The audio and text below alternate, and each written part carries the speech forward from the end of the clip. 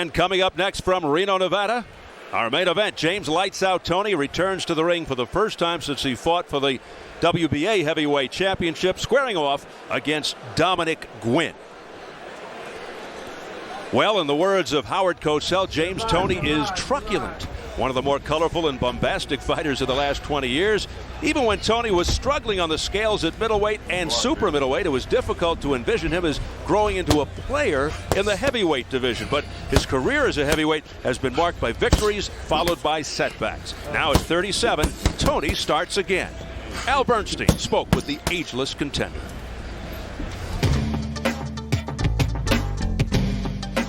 James, since you became a heavyweight, it's kind of been 2 steps forward, 1 step backward. A lot of things have happened. Yeah. Back in 2003, when you stepped in against Evander Holyfield, when you stopped him in the 9th round, can you remember exactly how you felt at that moment? See, I told you. Someone I Holyfield out. You guys looked at me like, okay. And what happened? He didn't pay his electric bill, and his lights went out that night.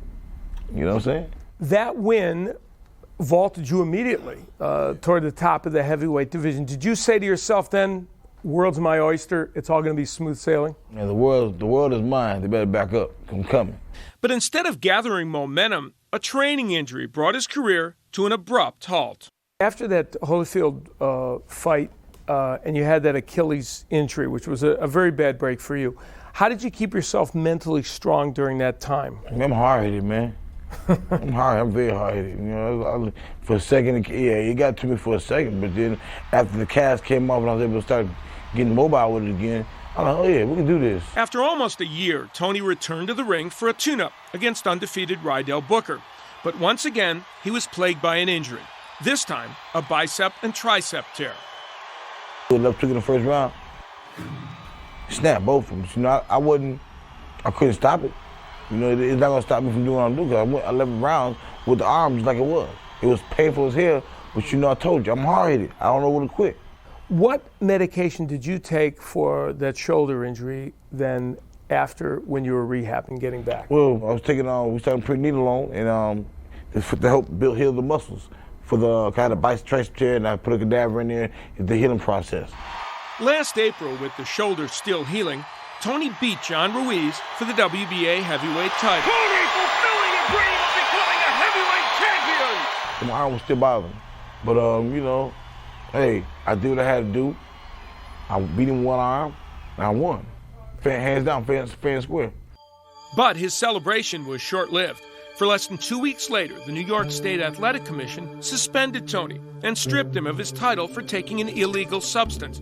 Toney steadfastly maintains he took a prescribed medication to treat his injury and not to enhance his performance. When the controversy happened after that and they alleged that you were using a performance-enhancing drug. I was on steroids and like, man, I put a lot of companies out of business the way my body was looking.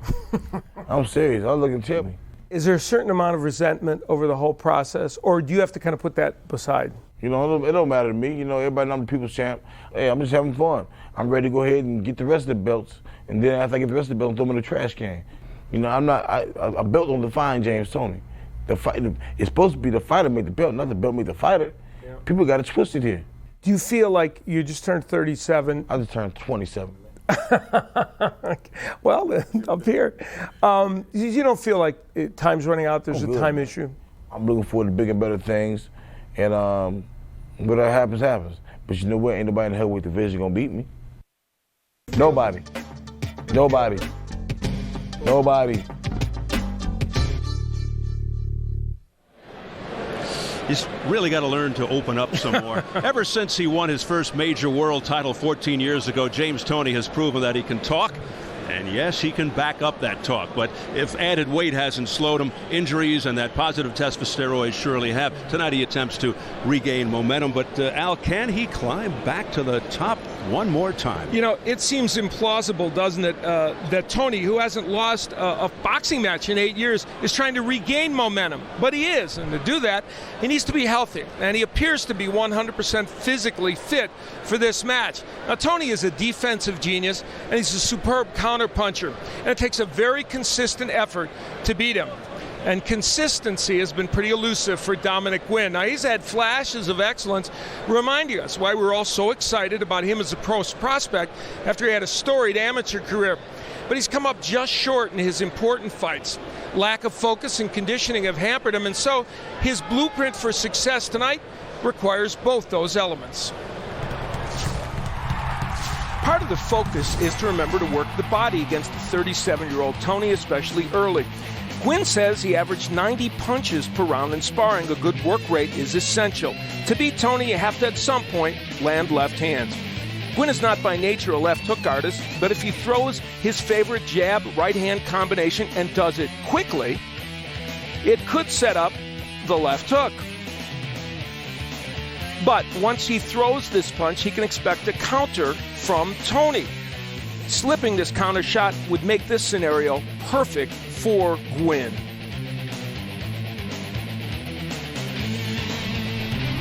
James Toney is a master at disrupting game plans, and Guinn has been easily distracted in the past. In the center of the ring, Toney won't get hit to the body as much, or anyplace else for that matter. Toney is a superb counterpuncher, and the right-hand counter could be an important tool tonight. Guinn will throw the same 1-2 combination that John Ruiz did. And Guinn has a habit of falling in with his head. That's when Toney can nail him with the counter right hand. This is a big danger for Dominick Guinn tonight.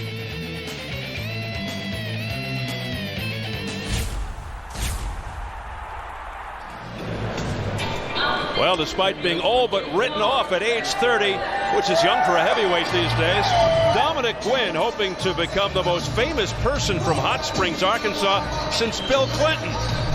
Guinn, who admits he's never watched James Toney live or on TV, which is mind-boggling, burst onto the scene after a stellar amateur career, looked spectacular early on as a pro, heralded as the next great American heavyweight, then almost overnight, a total about-face, and it began in his own home state of Arkansas, an awful loss to Monty Barrett, and it happened in the ring walk. He's 1-2-1 in his last 4. But Al, now he's got Joe Goosen, a quick fix trainer, seems genuinely motivated, but is he taking on too much too soon? Well, you alluded to the Monty Barrett fight, and you alluded to the ring walk. We see him right now coming in. That was in his own hometown. The moment got the better of him with an adoring crowd cheering. He lost his focus. Tonight, what he can't let make him lose his focus, and that's Joe Goosen on the left of him, is facing his biggest challenge, and make no mistake, James Toney is his biggest challenge. And he better bring his A game against Toney, that's for sure. You saw Joe Goosen. What a scenario. It's brother against brother tonight. Joe Goosen trains Guinn. Joe's brother Dan promotes Toney.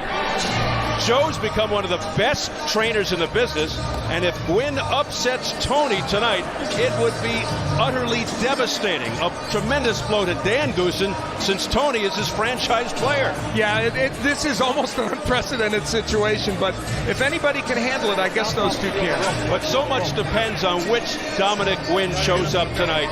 The Guinn who dismantled Michael Grant, or the Guinn who literally froze against Monty Barrett.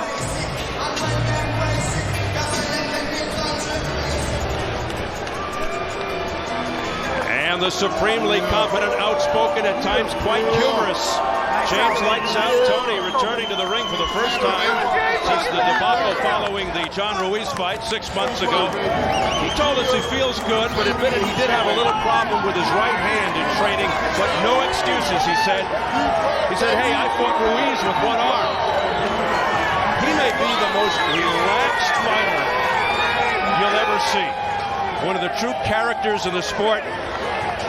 Always good for a snappy quote. He summed up his thoughts succinctly tonight. He's hungry, I'm starving. Hey, you know what? Let's say one great thing already for James Toney. He's gotten to the ring quicker than any of the other 3 fighters. Maybe that shows a certain aggression, which we'd like to see. Well, he's out to prove something, because in his mind, they took the heavyweight belt away from him, and he wants to show that he does not need the drugs. Toney's something else. He says, you know what, the heavyweight division is terrible. Aside from me, of course. He just says everybody's ducking him. All right, let's check the numbers as we go to the tail of the tape from Reno. And the figures pretty much favor Dominick Guinn at 30. He's 7 years younger than Toney. He has the 3.5-inch height advantage and a 5-inch edge in reach. But Toney outweighed Guinn at yesterday's proceedings by 14 pounds, a career heaviest, 235. And the notable rules for this fringe title fight: no standing 8 count, no 3 knockdown rule. A fighter cannot be saved by the bell in any round. If an accidental headbutt occurs before the end of the 4th round, fight's ruled a no decision. If it happens after the end of round 4, they go to the scorecards.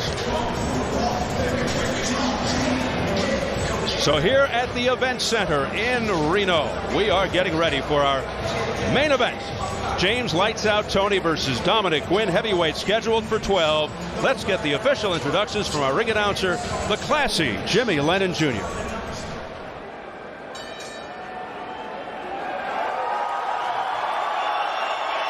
Ladies and gentlemen, good evening to you and welcome to the Reno Events Center here in the beautiful city of Reno, Nevada, as it's time for the featured bout of the evening, brought to you by Gary Shaw Productions in association with Goose and Tudor Promotions, Don King Productions, and Showtime. This bout coming away is sanctioned by the IBA Supervisor Norm Longton, along with the Nevada State Athletic Commission. The chairman is Skip Avancino Jr., commissioners Dr. Tony Alamo, John Bailey, Joe W. Brown, and Dr. Flip Omansky, with the executive director Mark Ratner. Our physicians at ringside: Dr. Todd Chapman, Dr. Damon Savala, Dr. James Game, and Dr. William Berliner. Timekeeper at the bell, Jim Carpenter. Keeping count of the knockdowns, Rose Fain. Introducing to you our 3 judges, scoring this bout from ringside. From Carson City, Nevada, Keith McDonald. From Las Vegas, Nevada, Dalby Shirley. And also from Las Vegas, we have Paul Smith. And introducing our 3rd man to the ring, the referee in charge of this bout from Las Vegas, Jay Nady. All right, fans, here we go with our main event of the evening, a heavyweight special attraction, scheduled 12 rounds of boxing for the IBA Heavyweight Championship. And now, ladies and gentlemen in attendance, and boxing fans joining us around the world, live from Reno, Nevada, it's showtime!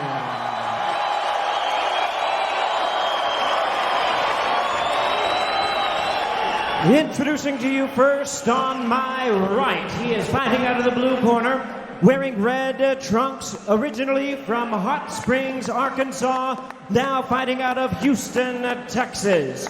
He weighed in at 221 pounds, with a record of 25 wins, 2 losses, and 1 draw. He has 18 wins coming by way of knockout. Ladies and gentlemen, please welcome the Southern Disaster, Dominick Guinn.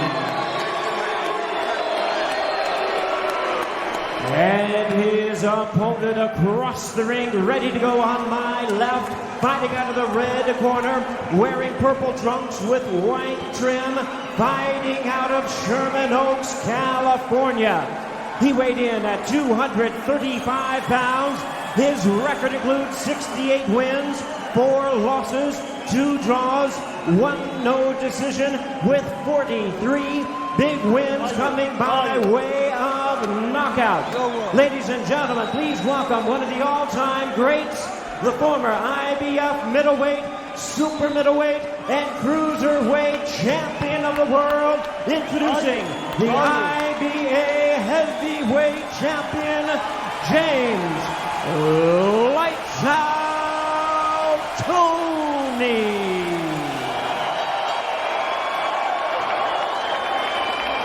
Once again, a referee in charge, Jay Nady, now to give instructions. 12 rounds of boxing scheduled. 12 rounds. I want you to obey my commands. And don't forget, when I say stop, I mean stop, all right? Keep your punches up. Any questions? Touch gloves now, let's go to work. Thank you. Don't touch gloves. Okay, don't touch gloves. Hey, you guys got to wear those things over your head. Shade 80 with quite a sense of humor. And no, they are not friends. Not too many people are, not too many boxers are. To this man, one of the hardest things in the sport is to hit James Toney. Jay Nady will be here all week. Yeah, don't forget to tip your waitress. Dominick Guinn, an ultra-confident, extremely hungry Guinn, said he feels good, plan to come out and fight. He'll do whatever it takes. He said you'll see a different Dominick Guinn, a guy who in the past has been criticized for being languid, lackluster, not busy enough, frustrating to watch, like there's a missing ingredient. And, of course, James Toney has his own ideas, wearing the very intriguing purple trunks and the red trunks of Dominick Guinn. You know, when we saw James Toney the other day at his shirt on, we actually thought he was a little trimmer. He weighed in at the highest weight he's ever weighed in at. Now, he is never going to look like Charles Atlas, that's for sure. Or you. Or Charles Atlas. But nevertheless, he's carrying a little extra weight. Yeah, he was carrying that weight against Ruiz, and he looked very physically solid against Rydell Booker. And yet against Ruiz did not, was still active at the end. Now, James Toney himself is for the most part a counterpuncher, but we see him, as he has been lately, staying in the center of the ring, kind of coming after fighters. Now, for Dominick Guinn, it is all about work rate. In sparring, he said he averaged 90 punches around. He doesn't expect to average that in this fight. But as he points out, if I go back to averaging 30 like I used to, I'm in big trouble. And here's where Guinn needs to be active. You see the counter right from Toney. That's something he wants to land a lot tonight. Toney was a 200-pound high school quarterback, went down to middleweight to start his fight career. He's skillful, he's tough, loves to fight. He's not a fast starter. He's a builder. He accumulates, breaks people down slowly. There's the left hook from Dominick Guinn. You must throw that punch against James Toney. It's the one punch you can be assured you have at least a chance to land against him. It's tougher to land the straight right, although that one almost got there. And Toney, as you pointed out earlier, tremendous counter puncher. He's got a very good chin. He's a consummate pro. Kind of slides into his rhythm in the early going, eventually gets into a faster pace. Now on the inside, which I don't know if Dominick Guinn wants to be there a lot, he's not that active.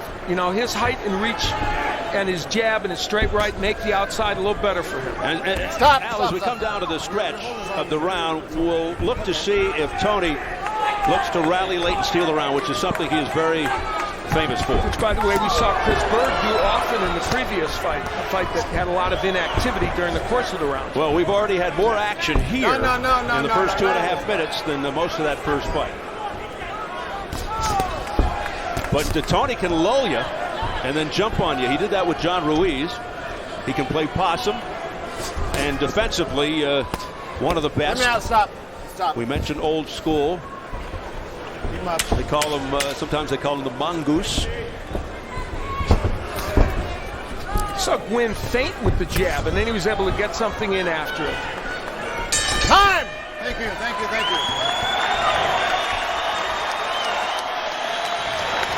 The family of Dominick Guinn, wife and sister Monique Breland Guinn, no relation to Mark Breland, Dominique the sister. He's dipping. When you're throwing your jab, he's going to dip, okay? And he's going to slide under that right hand. You got to go to that left uppercut off that jab, okay? And then a right hand, all right? So you got to go right from there and pick up his head because he's really dipping it low there. He's getting under your punches. You got to go to the body even from the outside a little bit. You got to sneak some body in on him. Now you see if you throw that right hand and stay out there, he's going to come back with that short one, okay? So make sure you give him a few feints and then get off your punches a little bit, okay? Right, use your jab a little bit more. Use a little bit of distance. Start closing the gap. And start using both hands now. Let's go. Start of a busy week for Joe Goosen, of course, is the co-pilot for Diego Corrales. A week from tonight against Jose Luis Castillo in the big rematch that you can see on Showtime pay-per-view. He only joined Guinn about a month ago, replacing Ronnie Shields and Mark Breland. And they had no idea he'd end up fighting James Toney, who was promoted by his brother. But then when the fight came up, they said, yes, Now, James Toney used to fight off the ropes a lot. I mean, I did so many of his fights as a middleweight, super middleweight, light heavyweight. And he used to back himself against the ropes and counter punch. He's a different boxer now. He stays in the center of the ring. He's more active, ironically, as heavyweight. Nice switch by Guinn. If he can get that punch in this fight, let me tell you something. That gives him a great chance for victory. It's not his most prominent punch. But again, you need it against Toney. Well, at his best, Guinn, extremely fast hands. But has to put it together. He's got skills. And look at him. He's working well on the inside, and now Toney comes back. Somebody said he doesn't know how talented he is. That's part of the problem. That's a very good statement, Steve. It's really true, and sometimes that's true of people. But he's so much more of a threat when he throws combinations. Nice uppercut on the inside by Toney to the chin. Now, does he want to languish on the inside like this, where the shorter arm Toney can do work like that uppercut? I don't know. I think distance is better for Guinn right now. And Toney's proving it. And this is the Toney that fights off the rope so effectively. Guinn is letting his punches go more frequently than we've seen in the recent past. He's just been so hot and cold. And when he's hot, he's very good. But Toney seems content to be on the ropes here. And he may be playing a little possum. And he's doing good work off the ropes. He's landing those little uppercuts. There's a little clubbing right hand. He's been a bit more effective in here than Dominick Guinn has. Great body punch with the left hand by Toney. And clubbing away with the right hand. This is not a posture for Dominick Guinn. He has a big height and reach advantage. He's got a good jab. He needs room to punch. Now he steps back. See? Landed a right hand. Tactically, he has allowed Toney to control a lot of this round. I think Toney watches the tapes because Guinn is susceptible to uppercuts. You know why? Because he leans in. Watch. Exactly. He comes in, has a habit of falling in after he throws. And that's part of the reason why the counter rights and those uppercuts will work. The jab of Guinn has been underused so far in this fight. And former trainer Ronnie Shields used to bust a gut when urging Guinn to throw more of that jab and to let his hands go more. I think there's a little mouse underneath the left eye of Dominick Guinn. I'm really surprised Guinn is fighting so much on the inside against Toney. That doesn't feel right to me, and Toney is doing a much better job on the inside. Why not use his height and reach to his advantage? Time!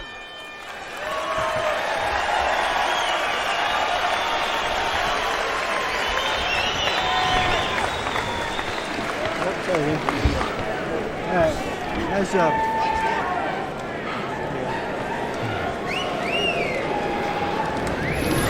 On the inside, rough going on the inside with Toney. Now there they both kind of moved their head together, and both men created a clash of heads. Now on the inside, on the ropes, James Toney using the uppercuts very effectively and counter-punching off those ropes to both the body and the head. And he's good at this. He's always been good at it. Now, Guinn steps back to get some punching distance, which is where he should be. And even though that right didn't land perfectly, it got there. But there's the counter right hand by James Toney. Is he a master at throwing that punch? And that's a very key weapon for him. And we talked about Joe Goosen being one of the best trainers going today. How about Toney's trainer, Freddie Roach, who's built a bigger name as a trainer than he did as a boxer. One of the finest, fiercest fighters never to win a world title. He's coached some of the biggest characters in the game, including Mike Tyson. Toney is a character, but not in a negative or self-destructive sense. He's more theatrical in a Max Baer sort of way, don't you think? Good analogy. Kind of a throwback. Yeah, maybe a little more harsh than Max, but yeah, you're right. Now there's Guinn ripping with that right hand. We've not seen a straight right too much from him either. And remember, he talked about throwing lots of punches no matter where they landed. He's not thrown with that kind of abandon yet. Oh, nice clubbing right by Toney. And I'm not sure to this point, Steve, that Toney hasn't impressed Dominick Guinn with his power a little bit, which is part of the reason why Guinn's a little bit more timid. Yeah, a little reluctant, a little reserved to let it go. Toney's such a different person now. He just brings a totally different mentality into the past. Nice right as he was going backwards by Toney. The fascinating thing to me is, you know, I did so many of James Toney's fights where he would lay on the ropes for 8, 9, 10 rounds, counterpunch a guy, be almost a stationary kind of Pillsbury doughboy. Now, even at these bigger weights, he's in the middle of the ring throwing lots of punches, and that's fascinating to me. You'd think he would have done that, 40 pounds ago when he was lighter. Past the halfway point of round 3. Well, in his earlier days, his middleweight, super middleweight days, he'd take fights off. I mean, he would just look totally lackluster. Conditioning was an issue, and you wondered if his heart was in it. But today, I don't know if it's age, maturity, a sense of urgency or what, but he is all business. And Dominick Guinn's not worked the body yet much in this fight, and if you're going to make things happen against a 37-year-old who's packing extra weight, you better work the body early. Instead, he's allowed Toney on the inside to do this excellent work and languished in there. I don't know if that's good for Dominick Guinn. I don't think it is. Guinn takes another step back. Don't hold. Throws a combination on the inside, and then fights from close range. Yeah, you see how good Toney. Yeah, it's very obvious that James Toney, with those short arms, the quick hands on the inside, this is his place to be. Oh, there's a whack. Beautiful left hand by Toney upstairs. Another one, and he's landing. Why Dominick Guinn's not giving himself more punching room, I don't know.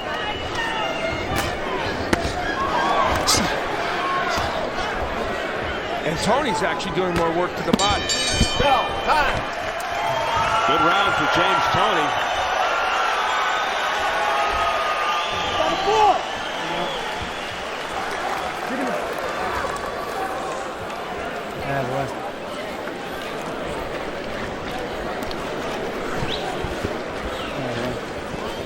Deep breath.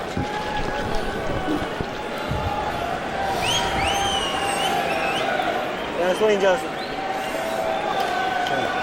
Hi, James. Work off those ropes. Nice shots. If you're turning after those shots, you're going to find yourself right in a better position, okay? All right, it's real nice body work. Keep working that body when you come back to the head corner, okay? All right? So here's the other brother, the promoter of James Toney, Dan Goosen, the brother of Guinn's trainer, Joe Goosen. And I've known the Goosens for, 20-some years. There's 8 brothers in the family. They're as competitive as they get. So, believe me, they want to get their job done. But when it's done, they'll be the closest of friends again. They all played roller hockey as kids. They were competitive then. They're competitive now. Their dad literally took a wall out so they'd have room to do it in the house. This fight, it's been an active fight, and of course in comparison to the previous one, very much active. But strategically, I said in the keys for Toney not to stay on the ropes, and I did that under the supposition that Guinn would be at long range peppering him with jabs and straight right hands. What's happened is when Toney has retreated to the ropes, Guinn has followed him too closely there and given Toney a chance to do this kind of stuff. See, Guinn needs to step back now. Why he isn't, I don't know. So in other words, what you're saying is your keys to victory are being fouled up because Guinn's not doing the right thing. Exactly. I hate when these fighters do that. I hate when that happens. But look at how well Toney can counter when you're on the inside. Now, from distance, let's see if Guinn functions better. Didn't you also say that Guinn should work the body? Yes, and that, of course, he has not done early in this match. And when Toney's in this posture, he can do it.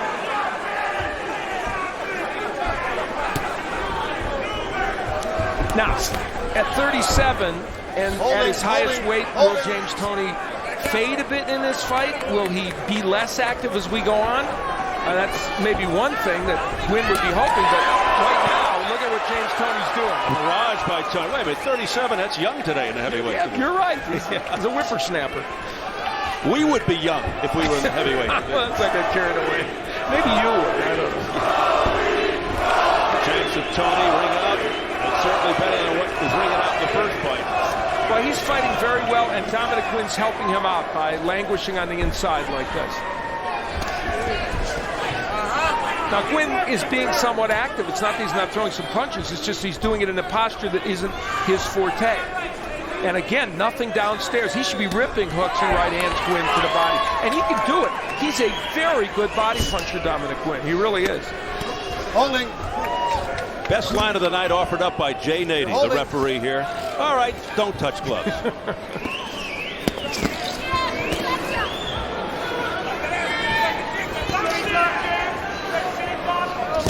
James Toney's fought 12 former or current world champions in 4 weight division during his long career. He's seen everything in that boxing ring, and that experience is a monstrous help to him, especially against a fighter like Guinn who's not seen that kind of competition.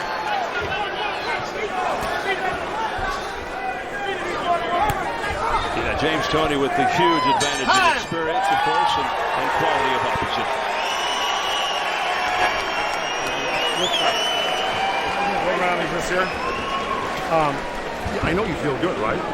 5. Okay. You feel real good? Because I'll tell you what, if you get a little distance, he's not going to touch you. Okay, if you're going to lay on him, you got to do what I tell you. Okay, you got to maneuver him, you got to whip him. Let's not have all this work go away. They are so close here, as you see this box. Look at how they are right next to each other, and they're going to stay in this box.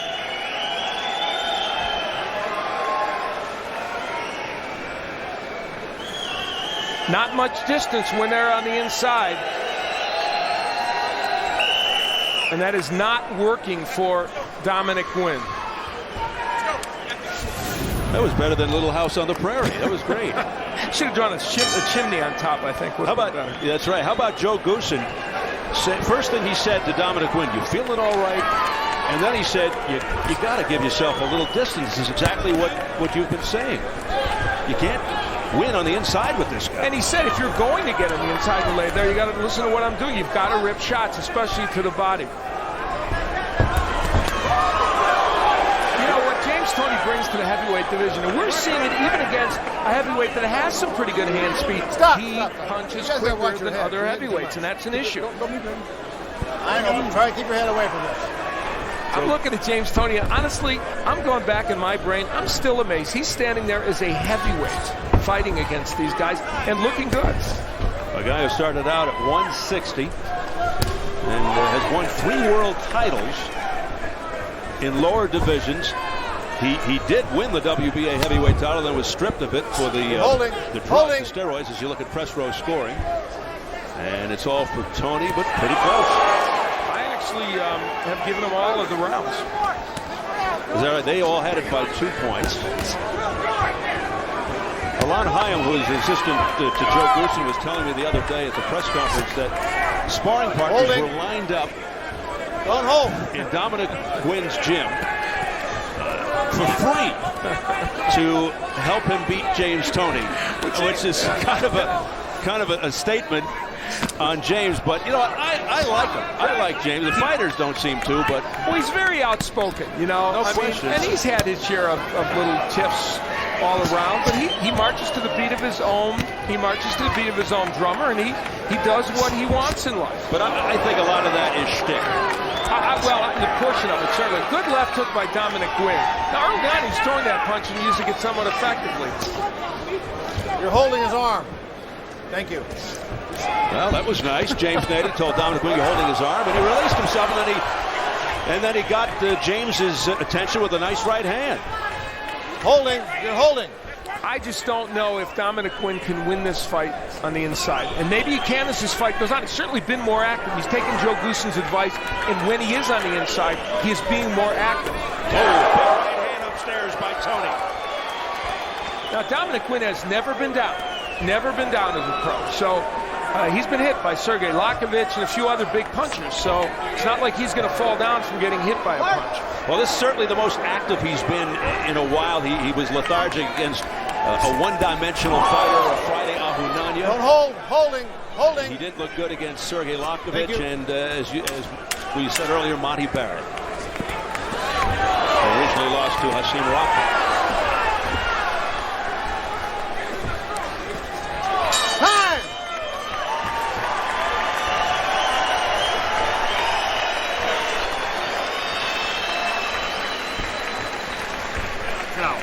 We're going to at him. We're going to get him. Did any of those shots, did you feel any of those?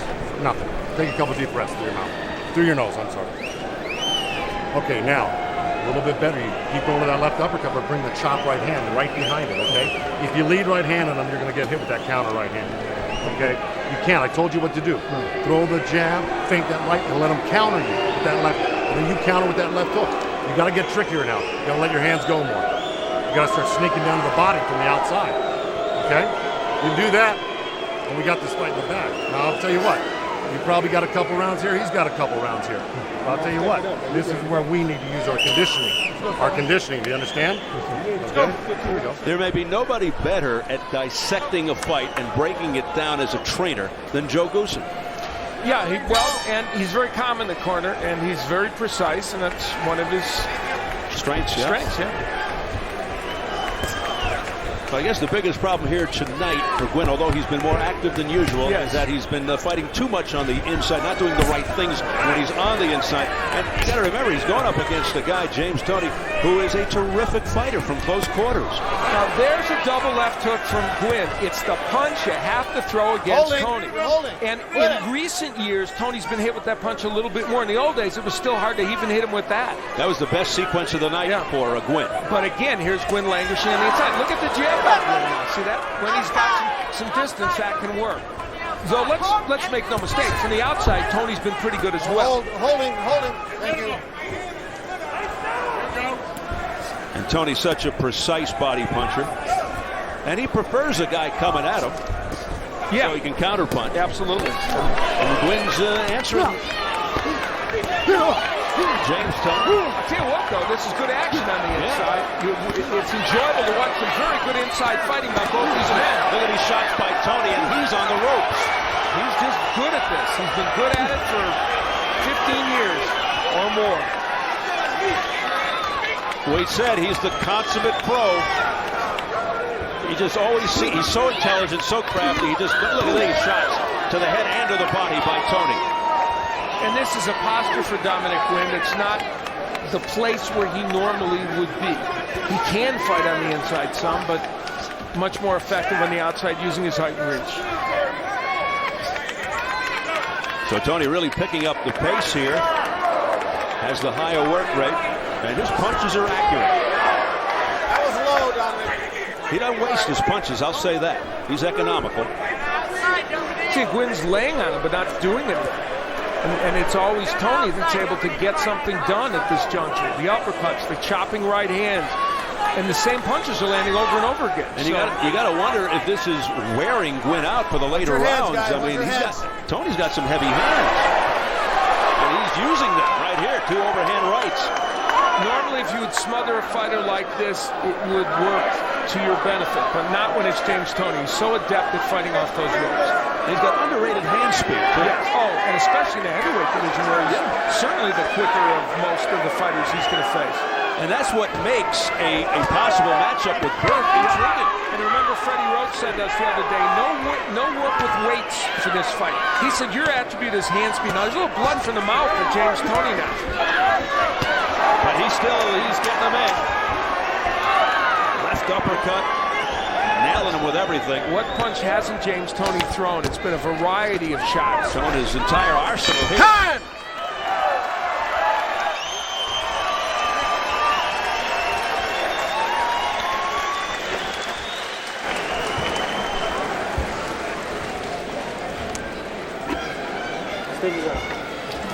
Oh, shit.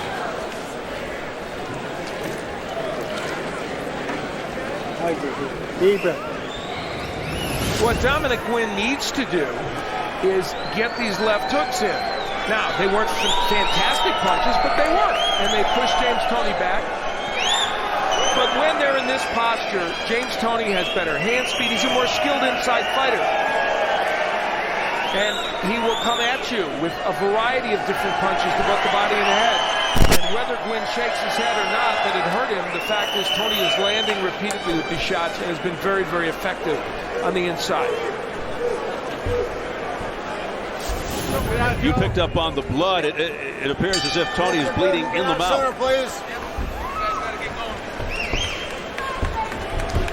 And we begin begin round 7. It's scheduled for 12 for a fringe heavyweight title, currently owned by Toney. But he wants the real one.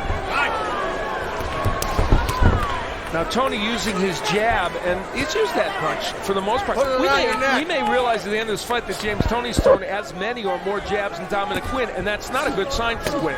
Oh, beautiful double left hook on the inside by Guinn. It's exactly what he needs more of.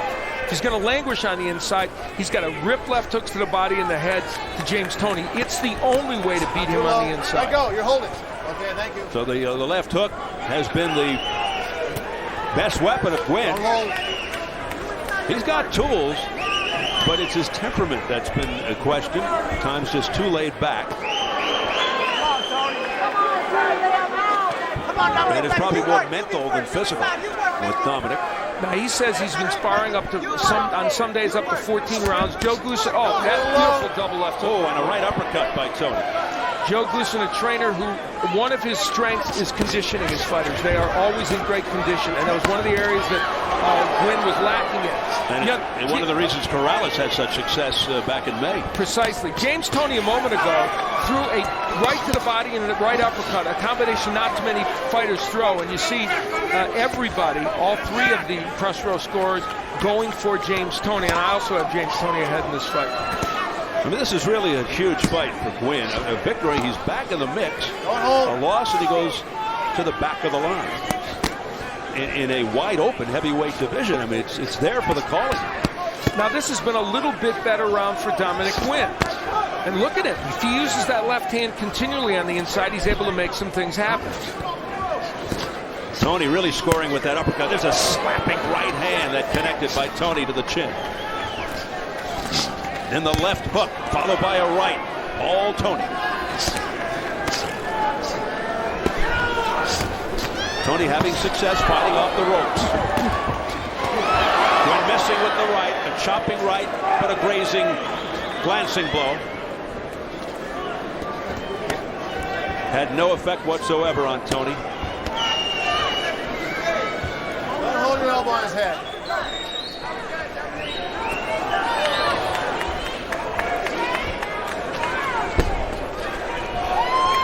Guinn just continues to come into Toney's office, and he is paying the price. You're holding, you're holding. Now, in this round, Guinn has been more active, but is he winning the round? I don't know. I don't think so. I don't think so either.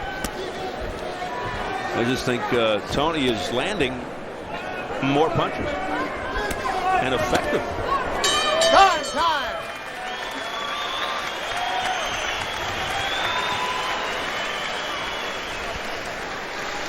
This fight and the story of this fight has been the distance or lack of distance between the two fighters. And on the inside, James Toney, especially fighting off the ropes, is able to land a variety of punches like that left hook you just saw. Left hooks, uppercuts, body punches. That's an impressive array of punches James Toney is landing. This is a place where he is very accustomed to fighting. And he throws creative combinations, the right to the body and right to the head. Not too many fighters will throw that. And you see the hand speed of James Toney during this montage. This has been a fight fought at close quarters with Toney on the ropes. It's not a good recipe for success for Dominick Guinn. Let's go. Come on. Take him to school, Tom. Take him to school. Every round. Attaboy. As we go into round 8, scheduled for 12. James Toney clearly in the lead. But Dominick Guinn looking better than he has in the last few fights.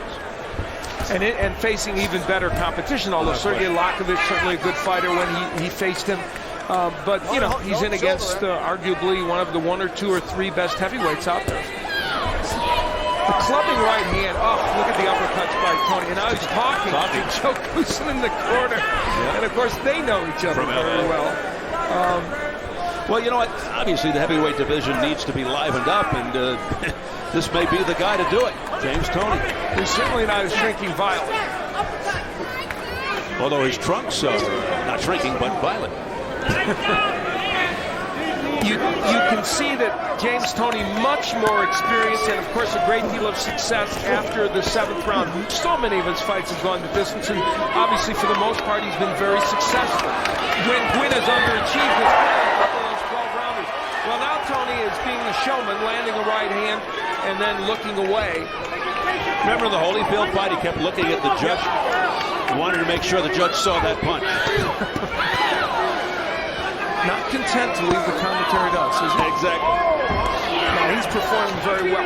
The only thing Dominick Guinn can take solace from, maybe, and I'm saying maybe, of course, is that the work rate of Toney will slow because of his age, because of the extra weight, but he shows no sign of it, and you have to think he won't. Just popping punches off Guinn's head. Perhaps that's one thing in the back of Guinn's mind to get this fight as deep as possible and hope that conditioning and age will take its course against Toney. The problem is that Dominick Guinn, even in this posture, isn't ripping the body of Toney. He's not really making him pay. And so, you know, there's not a lot of reason to think Toney will slow down. Family members of James Toney emblazoned on his trunks. I think Dominick Guinn has chosen strategically the wrong approach. He's on the inside, and it's negated his jab and his straight right hand that could help set up a better left hook. Instead, he's fighting Toney's fight. He really is. And Joe Goosen is telling him that. I mean, he's instructing him the correct way. It's just going to sink in better. There's a nice right hand by Toney upstairs. They want more distance, and Guinn just isn't giving it to him. And it's Guinn's choice. He's making a choice here. But part of that is, I think, even at long range, you see James Toney's effective with his jab and some of the other combinations he's throwing.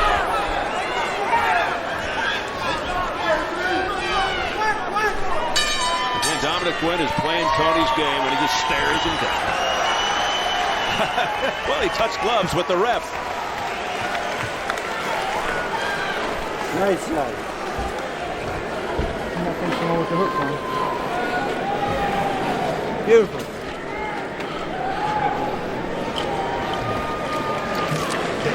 Well, James Toney is an intriguing individual, make no mistake about that. First of all, he's a talented fighter, and he shows that at the beginning.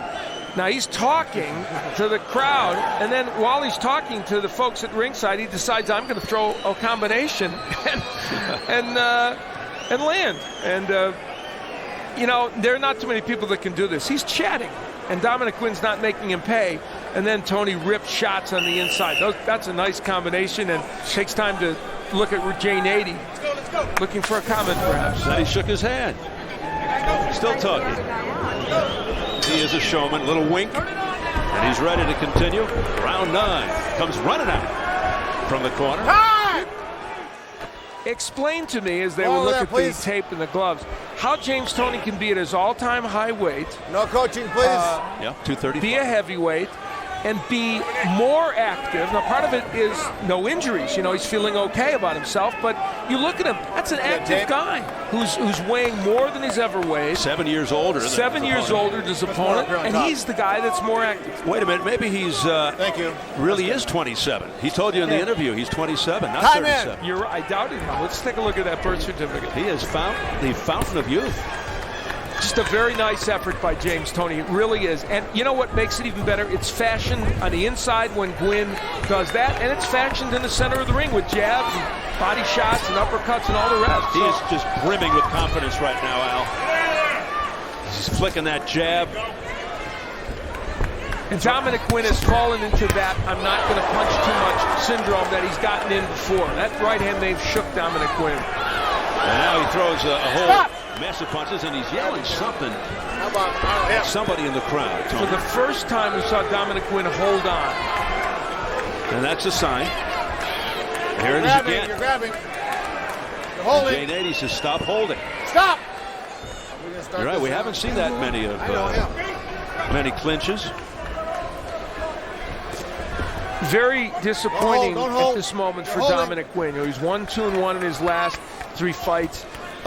He had been, you know, a heavyweight prospect that everybody thought had the potential to move way up in the heavyweight rankings, and the last couple of years have not gone well for him. Well, he was a hot prospect early on. He beat Michael Grant in spectacular fashion, big guy. He beat Duncan Dokawari. Yeah, also a big guy. Big guy, and then just the about face, the Monty Barrett fight. Look at Toney go to work here. That's superb boxing. I mean, good combinations. This is what separates Toney from the other heavyweights. He is a very, very skilled fighter. Stop! Well, he's certainly winning this crowd over. Very popular as Toney continues to lead on the press row scorecards. Surprised at Charles Presnell's scorecard, only a 2-point margin for Toney. That's a little surprising to me. Good body shot. You know, we talked about Guinn wanting to work the body to slow Toney down for the later rounds. He wasn't able to do it. Instead, it's been Toney who's been very effective to the body. Who do you think the average person off the street considers the heavyweight champion of the world? Wow, that's a tough question. The linear one, if you will, is Vitaly Klitschko. You're holding. And maybe within the boxing circles, more people than not might think of him, but the average person, I don't know. It's not Joe Louis, is it? No. Okay. Or Lennox Lewis, for that matter. What's the solution? I mean, is it an activity amongst the top guns? Yeah, I think in this division, good right hand by Toney. In this division, the matchups mean everything now. And we're looking at a guy right here who you could match with almost anybody and make a very interesting fight right now. And that, of course, is James Toney. But the promoters and the politics of the sport have to stay out of the way to let that happen. And they have in most of the other weight divisions. Right.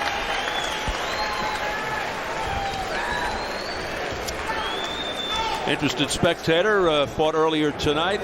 Chris Burr, the IBF heavyweight champ, who defeated Deverell Williamson by unanimous decision. Again, hearing the boo birds from the crowd as the fans see his image on the big screen.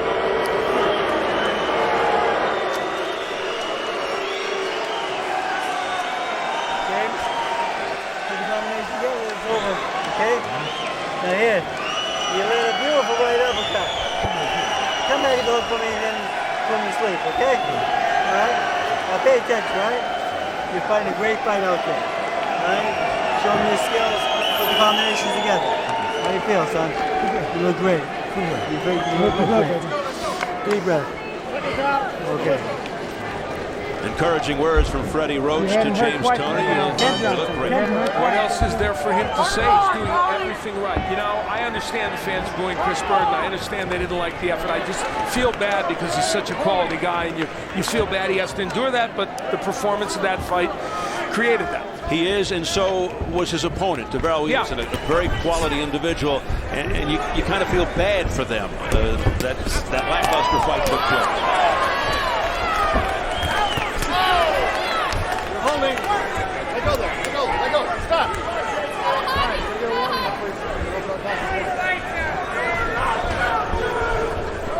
So round 10 continues.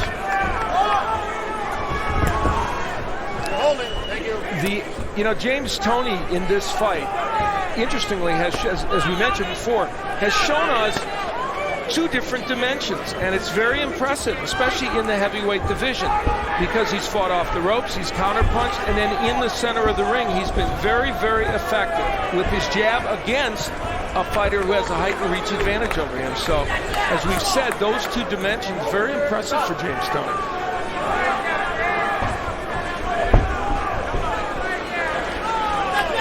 Toney continues to look the spire of the two. A great right uppercut on the chin by Toney. He's certainly enlivened this crowd, and appropriately so. And it's been a textbook effort. You know, Freddie Roach had nothing to say to James Toney in between the rounds other than you're fighting a great fight. And it's rare that a trainer has only that to say to a fighter.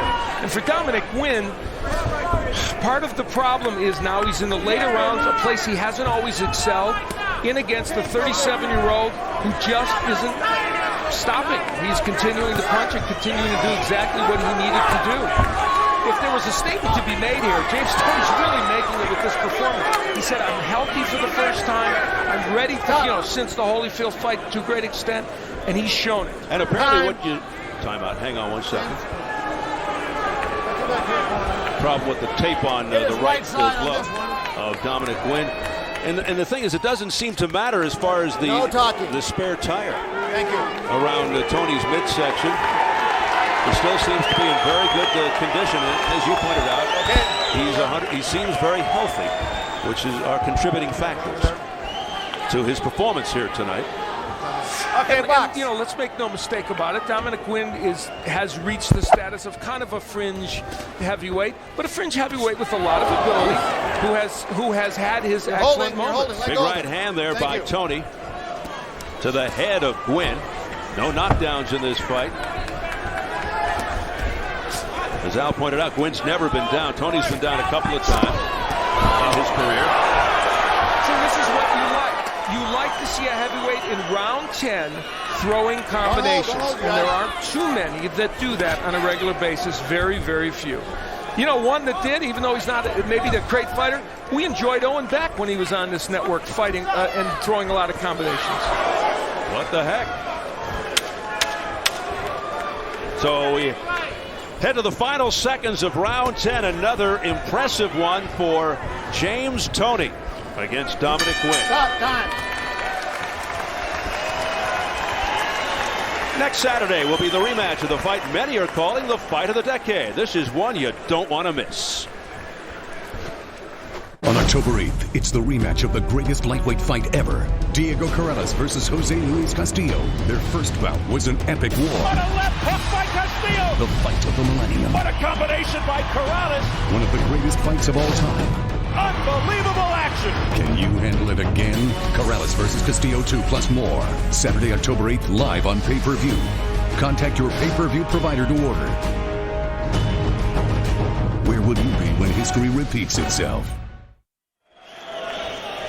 I cannot wait for that fight a week from tonight. It's not only that fight, but it's a really excellent card. Oh, fantastic. Jorge Arce and Hussein in a rematch of what was a fight that was, while it wasn't fought on the same level as Corrales and Castillo, was terrific. So that card is going to be fantastic. And anybody who's a boxing fan just has to be looking forward to it so much. A week from tonight on Showtime pay-per-view, the rematch between Diego Corrales and Jose Luis Castillo. A rematch of one of the great fights that you'll ever see. Round 11, championship rounds.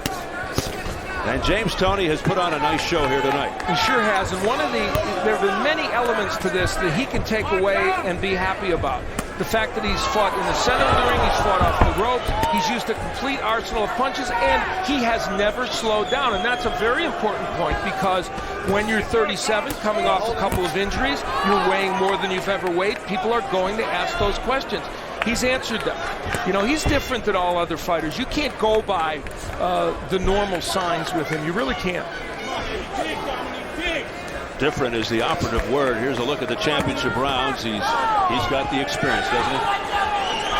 Title rounds, how about that? 18 to zip. Things went south on Dominick Guinn about the third or fourth round when he started languishing on the inside with Toney, took a lot of punishment, never quite got his game plan going. I mean, just nobody better, using the angles, turning his body, rolling his shoulders, shifting, sidestepping. That's James Toney. He's cute in that he turns his shoulder, he blocks punches, shoots the counter. And the other thing we've learned about James Toney as a heavyweight is that he has a very good chin. You know, Holyfield hit him with some pretty good shots. Even John Ruiz, who has knocked down some heavyweights, even though he's not a monstrous puncher, hit him with some good shots. Toney's not been effective. There's a scoring. You see a wide margin in press row scoring for James Toney, and I agree with it. I have it very big margin for James Toney, so I agree with that. So Toney takes a punch well, and one of the interesting things for Chris Bird as he's looking at this, if he should be the next Toney opponent or put his title on the line against Toney, Toney's not only active, he's hard to hurt, and based upon Chris Bird not being as sharp as he would like, that's a tough combination for Bird right now. And Gwynn's put himself in a position right now, Al, where he needs a knockout to win. And guess what? James Toney's never been stopped, never knocked out, never really hurt in a fight. I guess the worst he looked was against Roy Jones back in 1994. He lost by unanimous decision at 168. Had a very hard time making that weight, as he often did during those times. Partially his own doing, of course, also. Yeah, he was a different guy back then, mentally and physically. You mentioned maturity. That's a key point for James Toney. Some might never put those two words in the same sentence, but really they'd be wrong because he is matured in many different ways about this sport. Three-time world champion in 3 different weight divisions, looking for the heavyweight title someday, and it could come soon.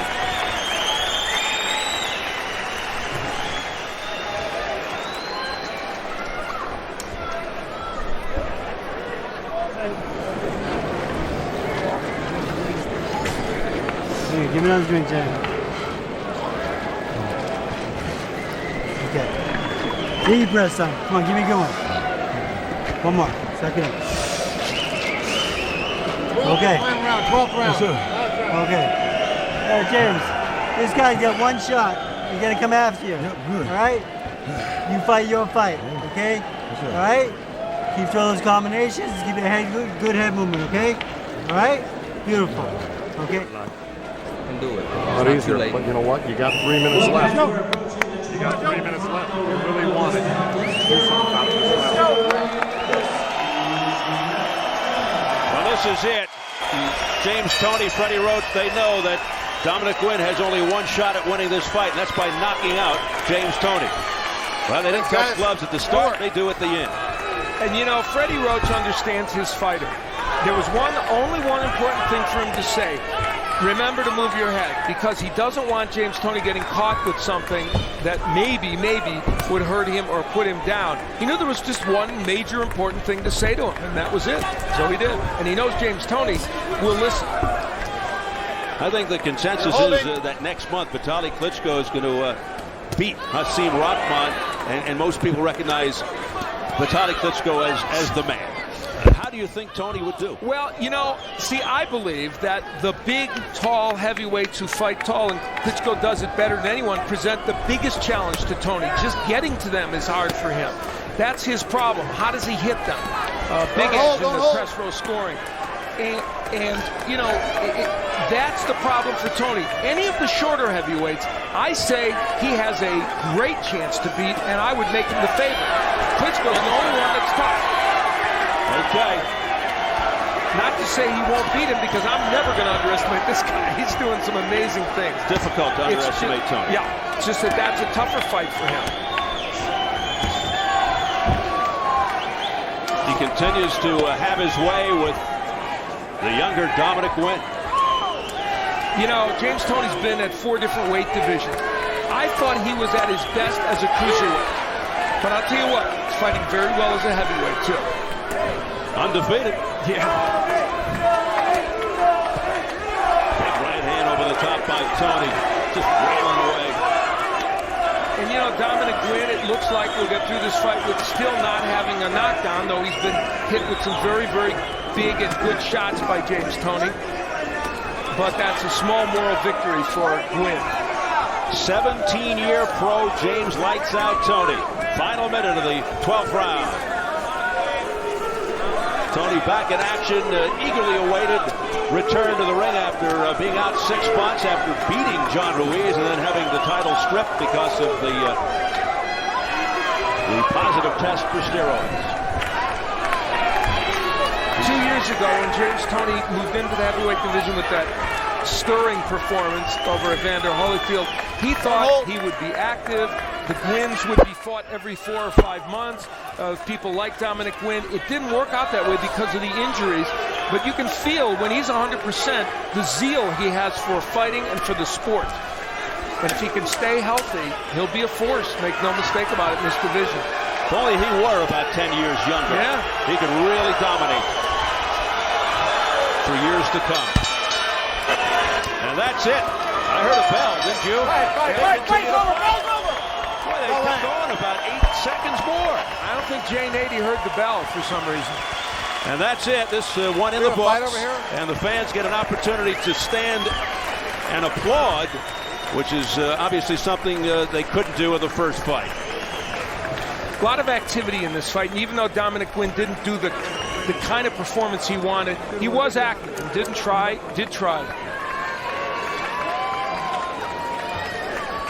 Well, they kept going. It extended past the final bell. Check this out.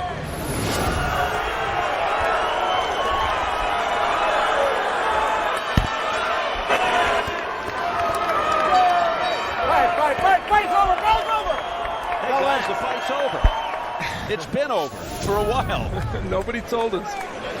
Well, that's more of what James Toney is all about. Just keeps on fighting. He's got a lot of fight left in him, doesn't he? Really a superb performance by James Toney on every level. And even though there might have been some failings with Guinn, this man performed well. Able to get back on track following all the controversy after the John Ruiz fight back in April. A disappointed look on the face of Dominick Guinn. Total opposite for James Toney. He was able to let out a nice smile. Takes care of business against unrated Dominick Guinn, just as he was expected to do. But a dominating performance. And now once again sets his sights on the big prize, the heavyweight title. And I think more than anything, it was the nature of the performance of James Toney that made this even a more special victory. All right, let's get the word from our ring announcer, Jimmy Lennon Jr. Ladies and gentlemen, after 12 rounds of action, the judges are in agreement. We have a unanimous decision. Judge at ringside, Keith McDonald, scores about 117 to 111. Judges Dalby Shirley and Paul Smith both scored about 119 to 109. All three in favor of the winner. And still the IBA Heavyweight Champion, James Lights Out Toney.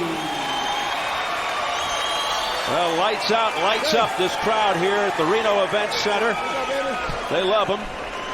His promoter, Dan Goosen. And in some ways, I guess a little bittersweet. His brother has to lose as the trainer for Dominick Guinn, but he's happy as his man wins. So Toney lifts his record to 69-4-2 with the 1-no contest, unbeaten his last 16. Guinn slips to 25-3-1. Let's go up to the ring and Jim Gray. Jim. Detroit. All right, James. Congratulations tonight. What's cracking, baby? Hey, did you benefit quite a bit that he elected to fight you on the inside? Oh, I love that. You know, that's what I love to do. That's down and dirty. Jim Gray, what's happening? Were you surprised that he didn't try and use his size and back up, and you were able to control the fight the entire night? Well, you know, if he's going to try to run the stick and move tactics, you know, everybody don't think I can do it. I can do a movement. I like that. It's like a chase, like a cat mouse game. So I'm ready for anything. You know, I'm a little rusty because this is only my third fight in the last 4 years. I've been sidelined with injuries. People been writing me off, but you know what? Now I'm healthy. This is my first fight. I'm really healthy, but I got to fight again. I'm gonna fight again next month. Who are you going to fight next month? I don't care anybody. I might fight you. Well, that'd be a pretty easy payday, and I don't think many would pay to have that. Is it simply a matter of health for you, James? Because tonight was a very good performance, and we've seen you perform well when you have been healthy. Well, I give myself a B- tonight because, like I said, I've been rusty. My weight kind of high. B-. What didn't you like? Well, my weight was a little heavy. My movement wasn't great. My right hand was a little sloppy, but you know, like I said, it comes with my timing. I stay more active. I'll get a lot better. Did you watch the first fight with Chris Bird? Come on, Jim, I fell asleep. I mean, so did most of us. So would you want to fight him now, or would you elect to go in the direction of the Klitschko-Rockman winner? Well, I'll fight anybody. Klitschko, the Klitschko brothers, Rockman, Brewster, Bird. I'm the man. Y'all got to come see me to make some money. That's the bottom line right there. If you had your choice, what would the order be? Oh, Klitschko, because y'all think he's the best. And do you think he's the best? No, I'm the best. I mean the best of your opponents, of an opponent out there. I think Rockman's a little bit better, but you know what? Time will tell. I'm ready for anybody. I'm coming. I'm the man in the heavyweight division. If y'all want to get the belt, y'all come see me. IBA. James, congratulations. Yeah. D-Block. Yeah. Thank you. Let's go back to you, Steve. All right, Jim, thanks very much. I'm going to go out on a limb here and say that James Toney's in a pretty good mood. He certainly is. Interesting evaluation of B- of his performance. And I like hearing him say he'd like to get his weight down a little bit. It would help him because it's all about speed for him. That was an excellent performance. And one of the things that made it excellent, we saw a heavyweight throw combinations and be active throughout a fight. Yeah. So will we see the two guys from Michigan, Toney and Bird, who've been at each other's throats for years, early next year? Or maybe Toney versus Vladimir Klitschko? We'll have to wait and see. Let's check out the scoring for Toney versus Guinn. The official judges saw it this way. Keith McDonald had Toney up by 6. Dalby Shirley had Toney winning by 10 points, and Paul Smith the same, 119 to 109. So a convincing victory for James Toney without question. And let's take a look at the press row scores.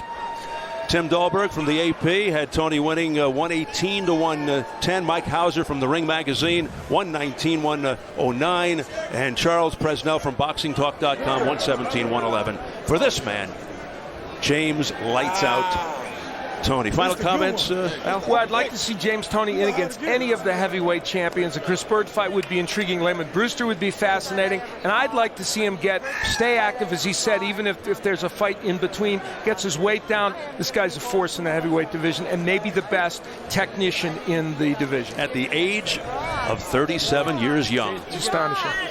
As we wind things down from Reno, Nevada, let's take a final look at tonight's results. In our co-feature, a yawner, Chris Bird came back from the 11-month layoff, retained his IBF heavyweight title at the expense of 37-year-old Devarro Williamson, a fight that was booed by the fans for most of the night for being lackluster.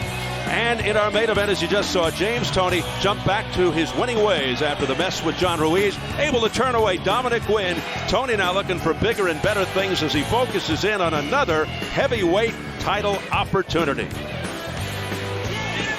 Remember, 1 week from tonight, where will you be when history is made for the second time in 5 months? Showtime pay-per-view presents the rematch of the fight of the decade, Corrales versus Castillo 2. If you ever see another fight again, this is the one.